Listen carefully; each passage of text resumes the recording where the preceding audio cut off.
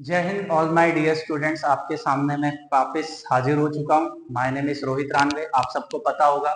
और जो भी नया स्टूडेंट मुझसे जुड़ रहा है तो डिफेंस की तैयारी अगर वो कर रहा है तो बेशक मुझसे जुड़ सकता है, और कोई भी उसको नॉलेज की आवश्यकता है, आई विल बी देयर। हमारे जो करंट अफेयर चल रहे हैं बिल्कुल एग्जाम ओरिएंटेड चल रहे हैं।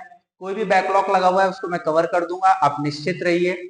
दूसरी चीज है, कोई भी इशू या कोई भी परेशानी आपके सामने आती है जो कि आपसे हैंडल नहीं हो रही है तो you will be message in WhatsApp number, ठीक है। और मुझसे टेलीग्राम पे भी जुड़ सकते हो, ओपला डिफेंस ये टेलीग्राम है, तो आप यहां भी मुझसे जुड़ सकते हो। तो current affair UPSC, NDA, CDS, CAPF, तो आज बहुत इंटरेस्टिंग टॉपिक है और बहुत अच्छा, आपको मजा भी आएगा। और ये नॉलेजेबल डाटा मैं आपके सामने शेयर करना चाहता हूं, ठीक है। तो प्लीज आप ये चीजें समझिए, और समझने वाली बातें हैं कि आपको किस तरीके से चीजें समझ में आ रही है। और आज जो हमारे पास टॉपिक है वो बहुत इंटरेस्टिंग है, आपको समझना पड़ेगा। आप देख सकते हैं ये शादी का बंधन है, ठीक है। ये शादी के बंधन से अब जो आगे बढ़ती है लाइफ, और ये बहुत इंपॉर्टेंट और लाइफ का सबसे बड़ा इंपॉर्टेंट डिसीजन होता है किसी कपल के लिए। तो उसी पे हम लोग बात करेंगे आज, इंटरकास्ट मैरिज के बारे में आज बात करेंगे, ठीक है। किसके बारे में बात करने वाले आज? इंटरकास्ट मैरिजेस, गवर्नमेंट के क्या लॉज है, गवर्नमेंट किस तरीके से इसको इंप्लीमेंट कर रही है, और इंटरकास्ट मैरिज हमारे समाज में किस तरीके से प्रिवेल कर रही है। और हम ये भी देखेंगे कि हमारे एशियन टाइम पीरियड से जो हमारा वैदिक काल पीरियड है वहां किस किस तरीके की चीजें लिखी हुई है कि किस किस तरीके के मैरिज होने चाहिए, ठीक है। तो बहुत सेंसिटिव टॉपिक है, थोड़ा सा इसको समझेंगे और मजा भी आएगा।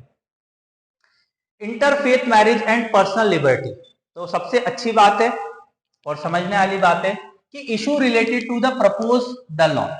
अगर आप अंतर जातीय शादी करते हैं, मतलब आप समझ सकते हैं अंतर जाति मतलब जाति के अंदर शादी कर रहे हैं तो कोई इशू नहीं है, ठीक है। पर आप जाति के बाहर शादी कर रहे हैं, अदर कास्ट से शादी कर रहे हैं, तो हमारे समाज में बहुत बड़ा इशू आ जाता है। तो ये इशू को क्या और किस तरीके से हमारा कॉन्स्टिट्यूशन समझता है।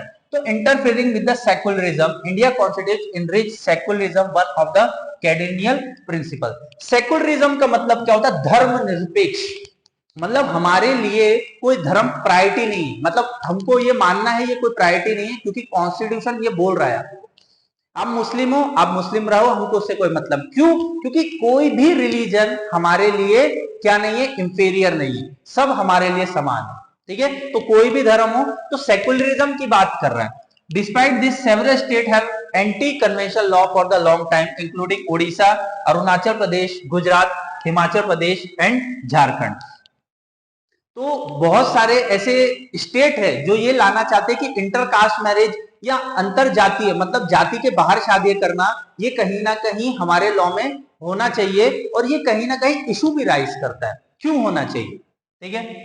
Again the personal liberty, article 25 से लेके article 28, India citizen guarantee to freedom to practice any religion of his her choice, ठीक है। तो आर्टिकल 25 से लेके आर्टिकल 28 आपको क्या बोलना चाह रहा है कि आप किसी भी धर्म से बिलोंग करते हो तो आप क्या कर सकते हो, अपनी प्रैक्टिस कर सकते हो। आपको नमाज पढ़ना अच्छा लगता है, आप रिलीजन फॉलो कर रहे हो तो करिए। आप हिंदू धर्म से मंदिर में जाना है तो आप जा सकते हो, आप सिख धर्म से गुरुद्वारा जाना है तो जा सकते हो, इसमें कोई मनाही वाली बात नहीं, ठीक है। दूसरी चीज, through this ordinance the state want to intervene not only in citizen personal liberty interfering with the choice of the spouse, ठीक है। देखिए आपको एक चीज समझाता हूं, हमारे यहाँ जो धर्म और जाति है ये इनहेरिटेंस मिली हुई, सच्चाई यही है। आप पैदा होते से ही तो आपकी जाति और वर्ण डिसाइड नहीं हो जाता है, पर मुद्दा है कि आप जब जिस पेट में पैदा होते हैं वो माता जिस वर्ण की है, या वो माता जो समाज की है, जो कास्ट की, जो धर्म की है, आपका भी वर्ण वही हो जाता है।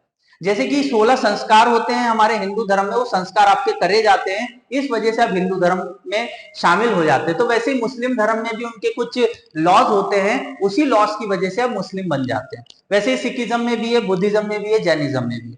तो माता का इनहेरिटेंस, देखिए बच्चा जो होता है वो किसी जाति और धर्म के अभाव में नहीं होता है, उसको थोड़ी ना पता होता है कि वो किस माँ के पेट में है, वो मुस्लिम है कि हिंदू है, ऐसा कुछ नहीं होता। पर मुद्दा ये होता है कि हमारा समाज उसको बना देता है। तो मेरा ये मानना है कि अगर समाज उसको बना रहा है तो उसके पास कहां अधिकार हुआ कि वो अपना धर्म चूज कर सके। जब बच्चा छोटा होता है तो उसको पता नहीं होता है कि उसके लिए धर्म क्या है और क्या नहीं।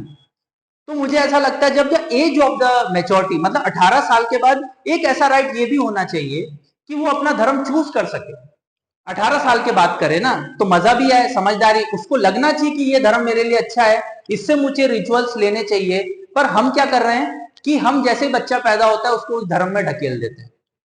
तो उसको कुछ बुराइयां दिखती है या कुछ अच्छाइयां दिखती, क्या दिखती है, उस हिसाब से वो अपने समाज में आगे बढ़ता है। तो उसी के चलते नजर आपको आगे हम लेके चलते हैं कि बहुत तरीके के मैरिजेस होते हैं, बहुत तरीके के क्या होते हैं, मैरिजेस होते हैं। मतलब आपने आजकल तो एक ही सुना होगा, लव मैरिज। जनरली आप यही सुनते हैं, लव मैरिज, जैसे हम गंधर्व विवाह बोलते हैं, जो हमारे एशियन माइथोलॉजिकल बुक्स में भी लिखे हुए हैं। तो वही हम पढ़ेंगे कि किस किस तरीके के माइथोलॉजी बुक्स के अंदर ये चीजें मिली। देखिए ये आईएएस के एग्जाम में तो आ चुका है ये क्वेश्चन, ठीक है, मैच लगाने में आया हुआ था, और सीडीएस जैसे एग्जाम में भी ये पूछ चुका है। तो आगे नेक्स्ट कौन सा एग्जाम है जिसको यूपीएससी टारगेट करेगा, तो आपको थोड़ा सा पता चलना चाहिए। तो ब्रह्म विवाह, ब्रह्म विवाह किसे बोलते हैं? Consider the best form of the marriage, मतलब ब्रह्म विवाह मतलब सबसे उच्च दर्जे का मैरिज है। It occurs when a girl father give her away to the groom after ensuring that the good character and the learning। मतलब जो लड़की का पिता होता है वो ऐसे लड़के को अपना लड़की देता है जो कि वेल स्टैब्लिश हो, वेल इकोनॉमी हो और वेल सब कुछ उसका हो। The groom doesn't offer any materialistic compensation to the bride family. ठीक है, तो इसके अंदर क्या होता है, जो लड़की होती है वो कोई भी धन दौलत नहीं लेती है किसके, लड़के से अपनी शादी करने के लिए। ठीक है, तो इसे क्या बोला जाता है, materialistic compensation to the bride family. ठीक है, तो मतलब लड़के से कुछ भी धनराशि नहीं ली जाती, तो इसको क्या बोला जाता है, आपका ब्रह्म विवाह। तो आपको ये चीजें पता होनी चाहिए थोड़ा सा। नेक्स्ट, प्रजापति विवाह। Similar to Brahma Vivah, this marriage involves the bride father giving away to groom, but while the mutual understanding, the couple could fulfill the dharma together।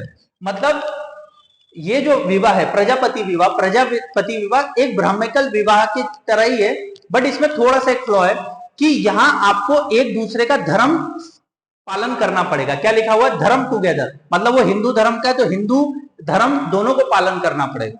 ठीक है, तो वही चीज लिखी हुई है।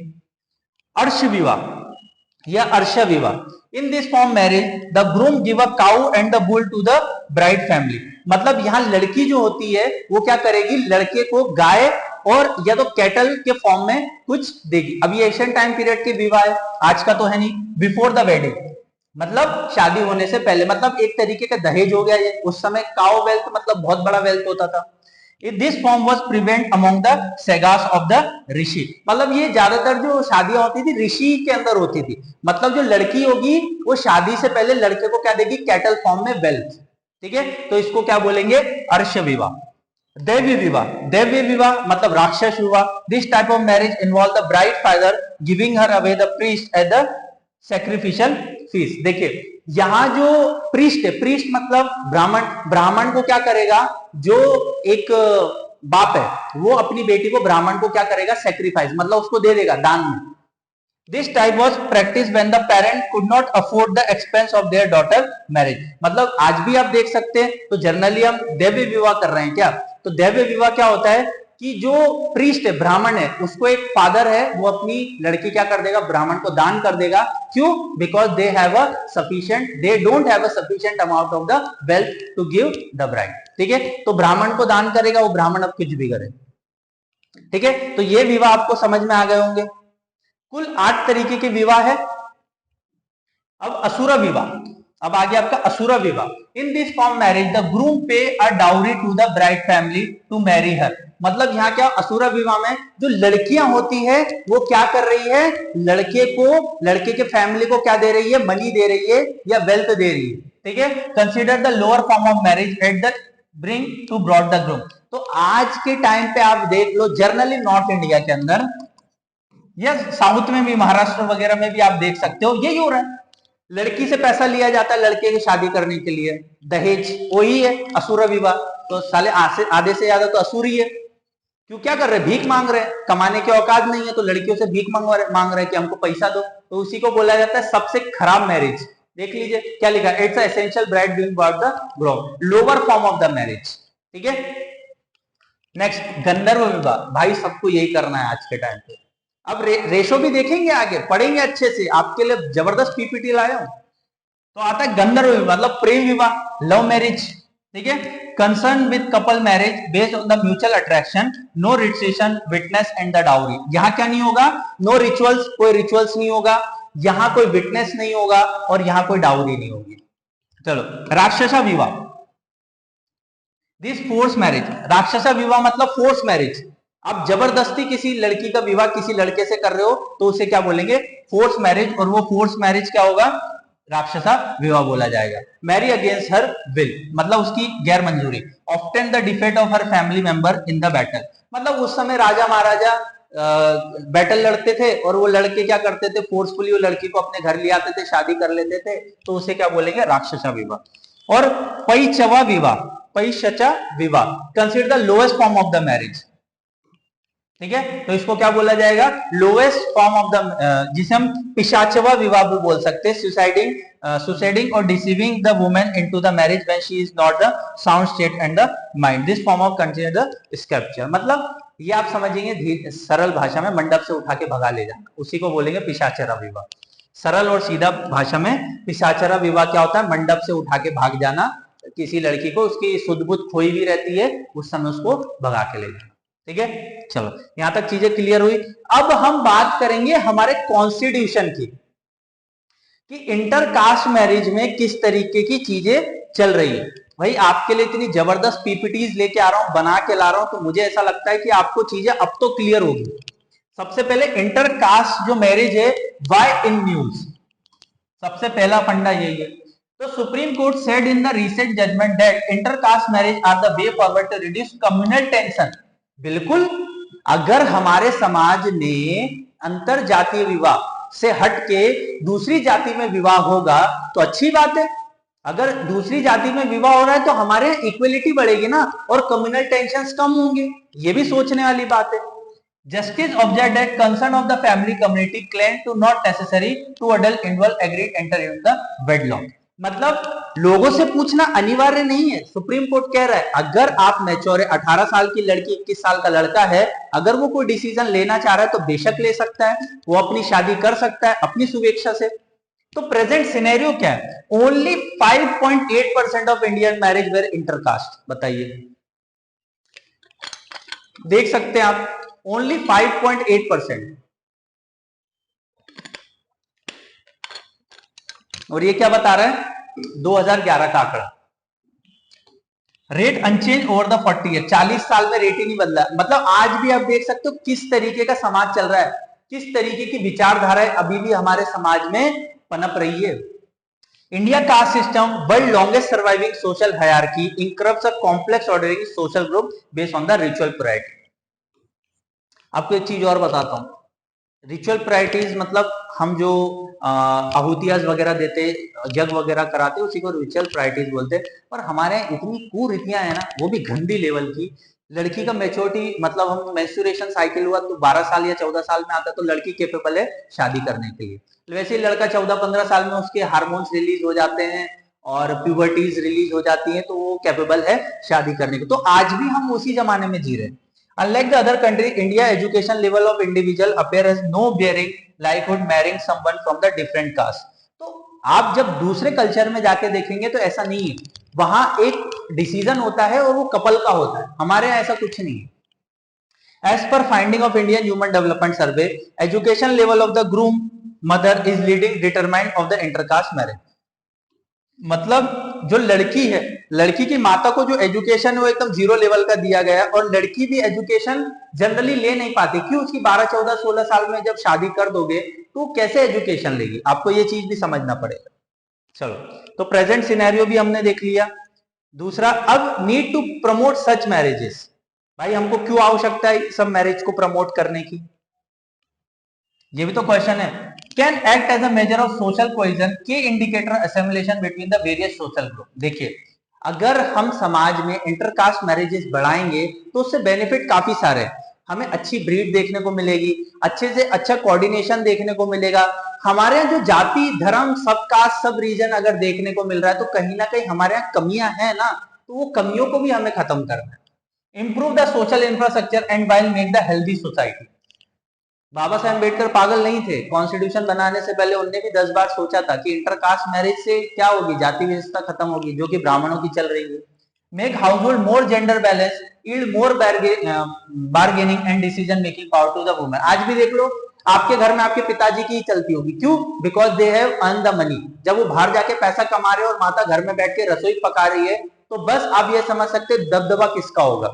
तो हमें एजुकेशन देने की भी बात है, जेंडर इक्वलिटी की भी बात करनी है। अवॉइड डिसीजेस एंड एडोनॉमी में lead to limited gene pool within the communities and genetic disease can arise from the limited gene pool. देखिए, अगर आपके जीन में कुछ प्रॉब्लम हो गई तो एक ही जीन में इंटरकास्ट मतलब आप समझ रहे हो, अगर एक ही एक बंदा कास्ट में शादी करता रहेगा तो जीन हेरिटेंस भी आ जाते हैं। तो जब हम ब्रीड बदलेंगे, अलग समाज में शादी करेंगे, तो उससे जीन में भी सुधार आएगा और जीन भी गुड क्वालिटी का होगा। ठीक है, तो कभी भी बहुत सारी साइंटिफिक रिसर्च भी ये चीजें बताती है।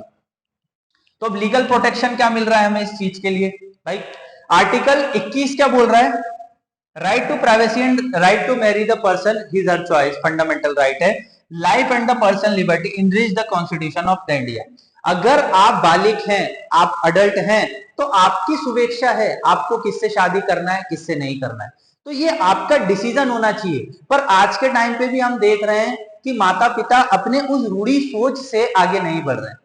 कुछ अपसेक्शन में बोल सकता हूं, जिन्हें नाबालिग बोल सकते, जिनको समझ नहीं है घर गृहस्थी चलाने की। बट अगर जिनको घर गृहस्थी चलाने की समझ है, उन्हें लग रहा है अपना जीवन साथी ये होना चाहिए, तो मुझे लगता है उसमें कोई रुकावट नहीं होनी चाहिए। क्योंकि हमारा कॉन्स्टिट्यूशन आर्टिकल 21 क्या बोल रहा है कि हर एक व्यक्ति को राइट टू प्राइवेसी और राइट टू मैरी है। According to article 16 universal declaration of human right, men and women have attend to age of majority right to marry without any the limitation due to race, nationality और religion. बिल्कुल, United Nation के article 16 में भी लिखा हुआ है कि without any limitation, race, nationality, religion, आप कोई भी व्यक्ति मैन या वुमेन शादी कर सकता है। आप चाहते हो ब्लैक पीपल से शादी करना, कर सकते हो, मतलब रेसिज्म नहीं कर सकते। कोई रिलीजन, हिंदू मुस्लिम सिख ईसाई, कोई रिलीजन नहीं होना चाहिए, कोई नेशनलिटी से फर्क नहीं होना चाहिए, कोई ऑस्ट्रेलियन है, कोई न्यूजीलैंड की है, या लड़का वहां का है। तो मुझे लगता है ये सब चीजें बकवास है। Doctor Ambedkar ji scheme for social integration through the intercaste marriage launch extend financial extensive intercaste marriage couple. तो अप्रोक्सीमेटली 2.5 लाख रुपए मिलते हैं अगर लड़का या लड़की शेड्यूल कास्ट में शादी करते हैं, तो उन्हें क्या 2.5 लाख रुपए से सम्मानित किया जाता है कि आप क्या कर रहे हैं, समाज में इक्वलिटी ला रहे हैं। तो ये बहुत अच्छा है। देखिए, मैं आपको एक चीज बताऊं, जो रूढ़िवादी सोच है, जो हमारे जो लॉज है रूढ़िवादी, अगर उन्हीं के बेसिस पे चलते रहेंगे तो आपको कॉन्स्टिट्यूशन को कचड़े में फेंकना पड़ेगा। पर कॉन्स्टिट्यूशन इज अ सुपीरियर इस इंडिया में, तो मैं यही मानता हूं। आपके रिचुअल्स और लॉ आपके तक होने चाहिए, आपकी रूढ़िवादी सोच आप तक होनी चाहिए, और जो ब्रॉड हम अपने माइंड को बना सकते हैं, तो हम क्यों रूढ़िवादी सोच में पड़े। और आज भी इस चक्कर में इतनी हत्याएं हो जाती है समाज को लेके, जाति को लेके, मुझे शर्म आती है। अभी भी शर्म आती है कि क्यों मैं फिर इस रिलीजन में पैदा हुआ कि जात को लेके, समाज को लेके किसी की हत्या कर देना। ये मानवता है, ये इंसानियत हमें हमारा धर्म सिखाता है। हमें हमारा धर्म तो प्रेम सिखाता है। वासुदेव जी हमें क्या सिखाते हैं, कृष्ण क्या सिखाते हैं, क्या सिखाते हैं, राधा रानी हमें क्या सिखाती है, यही सिखाती है ना, प्रेम करो। अब जब प्रेम की बात आई तो हम जात पात देखने लगते हैं। तो अब यही जात पात हमारा कॉन्स्टिट्यूशन हटाना चाहता है, तो भी लोग सपोर्ट नहीं करते हैं, मर्डर कर देते हैं। गांव देहात में तो क्या क्या हो जाता है लड़कियों के साथ, लड़कों के साथ। तो सपोर्ट करना चाहिए हम, ठीक है, क्योंकि भाई सब सुप्रीम कोर्ट भी बोल रहा है, कॉन्स्टिट्यूशन भी बोल रहा है, तो अब तो अक्ल आ जानी चाहिए लोगों में। स्टिल चैलेंजेस क्या है? Indian institute of arrange marriage are unique decision making role to play a parent to pairing potential spouses. ठीक है, marrying outside range caste boundary are taboo, अभी तक टैबू है, दब्बे, which can lead to social obstruction even inter family community violence. तो भाई community violence हो जाता है। आप हिंदू मुस्लिम शादी करके देखो कम्युनिटी वायलेंस हो जाएगा, अदर कास्ट में शादी करके देखो कम्युनिटी वायलेंस हो जाएगा। Dictate community behave exist our Indian social structure. देखो अपर कास्ट लड़का होगा तो भी मैनेजेबल है, पर लड़की अपर कास्ट है और लड़का लोअर कास्ट है तो भाई दंगा छिड़ जाएगा, मर्डर हो जाएंगे। साला छोटी जात का हो के ऊंची जात की लड़की से शादी कर रहा है, भाई कोई शेड्यूल कास्ट का है और वो ब्राह्मण की लड़की से शादी कर ले, भाई दंगे काट मार मच जाएगा। ऐसा लगता है भाई वो ब्राह्मण की लड़की में कौन से हीरे मोती जड़े हुए मुझे तो नहीं समझ में आया। और वो चोटी वालों को तो ऐसा मारने का मन करता है ना मेरा, साले उन्हीं की वजह से ये सब चीजें फैली हुई। तो वो चोटी वाले जो होते हैं ना, जो चोटी लटका लटका के घूमते, उन्हीं की बदौलत है कि अब कॉन्स्टिट्यूशन उनका बाप बन गया है। कि कॉन्स्टिट्यूशन क्या करेगा, अब आपको होल्ड करेगा और आपकी जो पावर है उसको डिलाई करेगा। ठीक है। Issue of honour killing, honour killing वही बात है, घर में मतलब लड़कियों को मार देना, लड़कों को मार देना। Family close relative are still main player of the marriage market in India. Economic development, modernise theory, industrialisation, education, urbanisation fail to bring social changes in the Indian society. आज भी देख सकते हैं एजुकेशन मिलने के बाद भी, इंडस्ट्रियलाइजेशन होने के बाद भी, अर्बनाइजेशन शहरीकरण होने के बाद भी हमारे यहाँ क्या हो रही है, हत्याएं हो रही है। लव मतलब डायरेक्ट अब तो बोले लव जिहाद चल रहा है, अब तो नया वर्ड आ गया लव जिहाद। तो आप समझ सकते हैं कि समाज में किस तरीके की चीजें अभी भी चल रही है। दूसरा कंक्लूजन क्या है, India as a society need for future generation to healthy. हमको क्या करना चाहिए, अपनी समाज को एजुकेटेड बनाना चाहिए, प्रोडक्टिव बनाना चाहिए। Individual person liberty, equal adult should be respect. तो हमें समाज को एजुकेशन देना चाहिए, अच्छी हेल्थ देना चाहिए, इंफ्रास्ट्रक्चर पे काम करना चाहिए। जहां समाज को हमें अब सेकंड रखना चाहिए। अब तो रेनेसा लेके आओ भैया, अब तो रेनेसा ब्रिटिश में तो 12वीं शताब्दी में आ गया था, हमारे यहाँ कब आएगा मुझे नहीं पता। There is a need to understand, accept that nature and nature component of development required healthy genes. Healthy genes होंगी, bringing a peaceful environment, opportunity to learn and explore. तो scientifically आप आगे बढ़िए, फिर मैं बोल रहा हूँ education and freedom to make informative choice their partner. भाई वो पार्टनर को खुद चूज कर सके, मेल या female. Bring social harmony, development and the long run. तो ये सब चीजें भी हमारे समाज में होनी चाहिए। Intercaste marriage can help to reduce the social evils. बिल्कुल हिंदू मुस्लिम की लड़ाई खत्म होगी, अनटचेबिलिटी खत्म होगी जो हमारे समाज में अभी भी दीमक बन के बैठी हुई है। और पेराइकी and the rigid of caste system, जो कास्ट सिस्टम चल रही ब्राह्मण क्षत्रिय वैश्य शूद्र, वो भी धीरे धीरे खत्म होगी।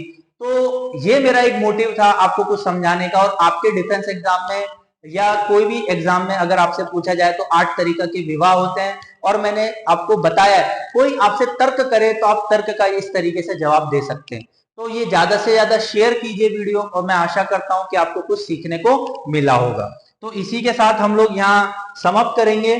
और आपको इसके ऊपर कुछ अपनी राय रखनी है तो अपने अच्छे शब्दों में कमेंट करिए, शेयर करिए, सब्सक्राइब कीजिए और लाइक कीजिए। तो थैंक यू ऑल, मुझे आपका इसी तरीके से प्यार मिलता रहे और ये वीडियो आपके सामने जल्द से जल्द आ जाएगा। Thank you all.